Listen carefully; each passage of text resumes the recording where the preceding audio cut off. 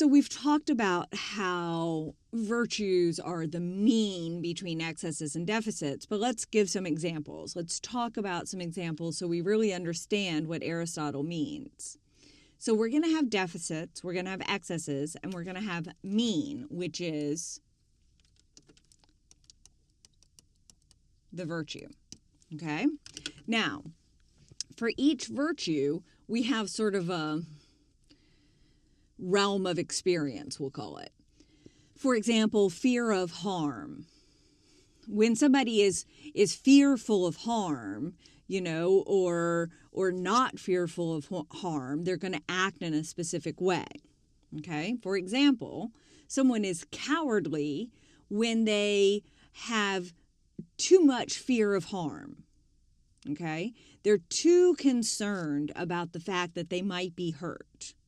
Whereas someone who has no concern for the fact they might be hurt is rash.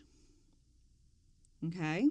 So the person who acts rashly acts without any regard for the fact that he or she might be hurt. Whereas the person who acts cowardly has too much concern for being hurt. Whereas the mean, the average between the two is courageous. So here's the deal, according to Aristotle. We act, and sometimes we act badly. In fact, we're almost certainly going to act wrongly, particularly when we're young. Perhaps you do something and you act rashly. Okay? This is a scope, right? So you act rashly. Maybe you act around here, okay? And you realize, wow, can't believe I survived that, okay? We all have incidents in our past, right? Where you look back and you go, wow, I can't believe I survived that, okay? So you realize that. And so you correct your behavior, and the next time you maybe overcorrect and end up acting cowardly. Then you correct and you act rashly again, and then cowardly again. And it's like a pendulum swinging back and forth and back and forth. And as you continue to act, you get closer and closer to that mean, that virtue, courage. Once you reach that mean, once you act courageously, you've acted virtuously.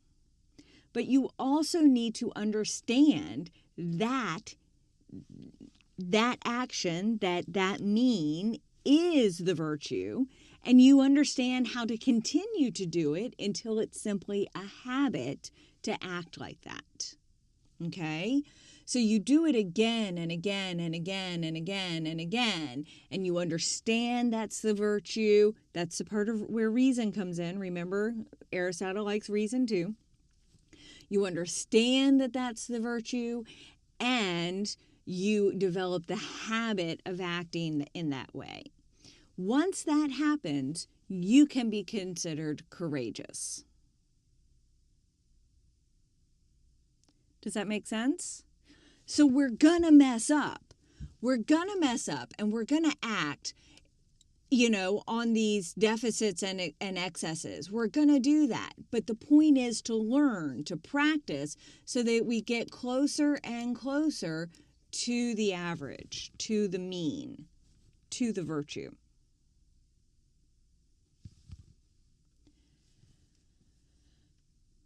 One other thing, though, because what counts as courageous is different for everybody. Courage is the mean. There's no getting around that. But what's courageous for me might not be courageous for someone else. All right, look, consider that you're walking along next to a lake, and you see in the middle of a lake a child is drowning. You can't swim. You jump in the lake to save the drowning child. Was that courageous? No, it was rash. you've probably just killed both of you. Okay? It wasn't courageous because you can't swim. Now, you hunt down the lifeguard who goes in and saves the child. That might be courageous. You stand there paralyzed with fear and you can't do anything. That would be cowardly. The lifeguard, on the other hand, that can swim, has been trained to rescue drowning people, to save their lives. He jumps in to save the drowning child. He's acting courageously. He is exhibiting virtue because he has the knowledge and the capability to do what needs to be done. So what counts as a virtue is going to be different depending on people's capabilities. This is what it means for virtues to be relative means. Okay? They are relative to a person's capabilities. Courage is always the virtue, but what counts as courageous depends on a person's capabilities. Does that make sense? So let's do a few more. Giving. Well, if somebody never, ever, ever gives, they don't give their time, they don't give their money, they don't give presents, we would call that person stingy. Okay? The person who gives and gives and gives and gives, the person who gives money to charity, gives money to friends, buys gifts for everybody at the drop of the hat, who gives to excess, would be extravagant. Now, this throws people off sometimes because the word extravagant, we associate it with like rich people who go overboard on certain things. But it's that going overboard that's important here. It's you don't have to be rich to go overboard. So the person who gives until they don't have rent money is still being extravagant. Where the virtue is generous. Okay? Now again, what counts as generous is different for everybody. You know, I, who get paid very little money, give $20 to a charity. That's generous. $20 is half my weekly grocery budget. Okay? Whereas Bill Gates, who has lots and lots and lots and lots and lots of money, you know, he gives $20 to charity. We might call him stingy. Okay? So what counts as generous depends on your capabilities. Now, if I have lots of time to give, but not lots of money, and so I volunteer, I could be called generous. If I volunteer to the point where I'm not sleeping and I don't have time to eat, I'm being extravagant. Does that make sense? Pleasures, okay? The person who never engages in pleasures. The person who eats baked chicken and steamed broccoli for dinner every single night and never has any sweets and never has a glass of wine with dinner. The person who just does not engage in any pleasures whatsoever would be called prudish. Whereas the person who not only has cake and wine with dinner, but that person eats the entire cake for dinner and washes it down with a couple of bottles of wine. This is the person who engages in pleasures to excess, would be gluttonous. Okay. The mean, can anybody guess it? Is temperate. This is the person who eats baked chicken and steamed broccoli for dinner, but has a glass of wine and a slice of chocolate cake afterwards. This is the person who engages in pleasures, but does so in moderation, is temperate. Okay. Now again, this depends on a person's capability. girl who's 95 pounds soaking wet, never had an alcoholic beverage in her life, walks into the bar and does 5 shots of tequila, that person is gluttonous. But the 300-pound, 6'3" solid block of muscle who drinks every night, goes into the bar and has 5 shots of tequila, well, he may not be temperate, but he's a little bit closer than the first one, right? It depends on your capabilities. Okay, I want to do one more. Self-regard. We're going to do this one backwards. This one's fun. I enjoy doing this one.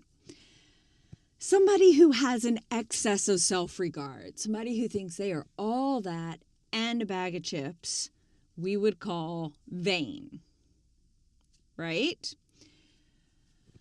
But what about the deficit? What about the person who has very, very, very little regard for him or herself? The person who never takes credit when he or she's done a good job, that never accepts a compliment, that just, has just no self-regard.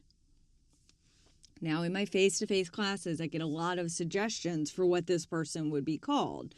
People say low self-esteem, not really a kind of behavior, and things like that. But the deficit, the vice for self-regard, is humble. Stay with me. The mean, the average, is proud. Okay, the mean or average is proud. Now, some of you are like, no, pride's a sin. We're not supposed to be proud. Stay with me.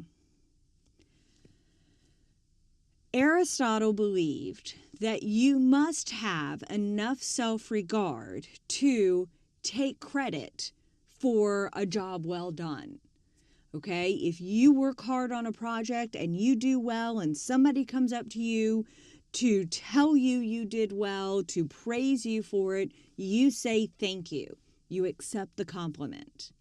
If you brush it off and say, well, I got lucky, you're being humble.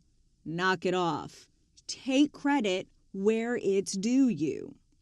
Okay, now don't go up to the roof of the building, jump up and scream, I did good, I did good.